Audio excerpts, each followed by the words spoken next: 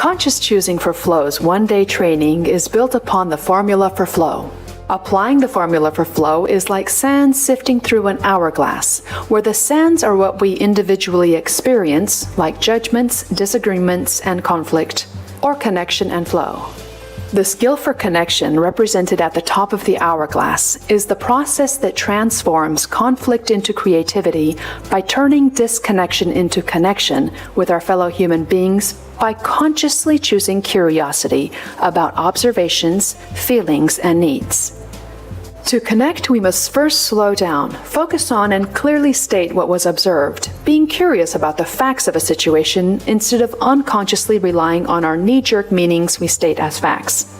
We let the meaning we created about a situation filter through the first step of the skill for connection, which is consciously choosing curiosity about observations to truly identify the facts. This brings clarity and reality to a situation and is the first step towards building connection with others.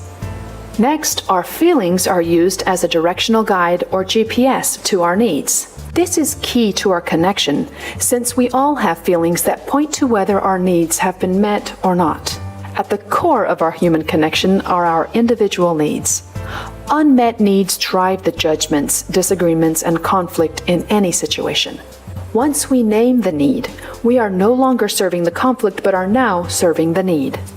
The bottleneck in the hourglass represents where the sands continue to flow through to the bottom.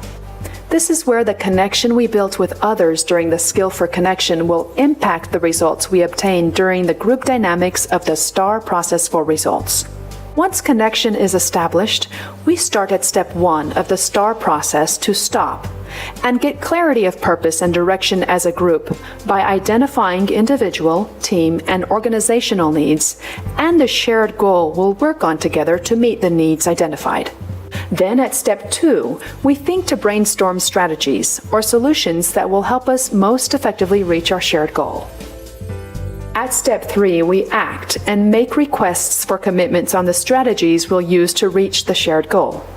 This is where we walk the talk to confirm what is committed to, who is doing what, when it will be done, and then we set a follow-up to confirm the commitment was completed on time and to the agreed upon standards. Step 4 is the final step where we review to determine what to stop, modify, or start in order to help us fine-tune relationships, processes, and actions to get the results we most want to reach the shared goal. This simple hourglass analogy helps us remember when we are experiencing conflict, confusion, or stress to slow down, get focused, and curious about observations, feelings, and needs in order to turn disconnection into connection so that we can most effectively work together through the STAR process for results. Using this process will optimize results achieved for any project or initiative.